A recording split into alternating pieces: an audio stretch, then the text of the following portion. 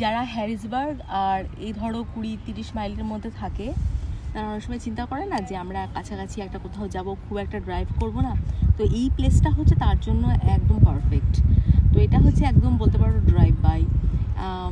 এটা হচ্ছে একটা hidden spot located in Harrisburg division area.